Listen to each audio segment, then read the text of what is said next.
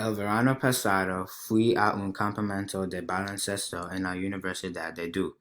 Mi mamá, mi hermano y yo condujimos desde nuestra casa en Voorhees al campamento.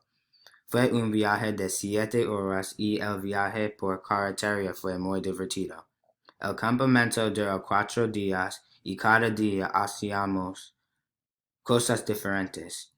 Un día generalmente incluía entrenamientos, ejercicios, juegos, tiempo libre y, por supuesto, el desayuno, el almuerzo y la cena. Dormimos en las puertas del campus de Duke y comimos nuestras comidas en sus cafeterías y comedores.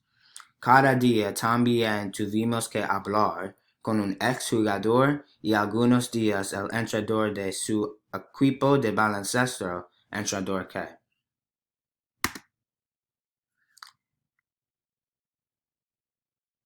El verano pasado mi familia y yo también fuimos a nuestra casa de playa en Cape May mucho.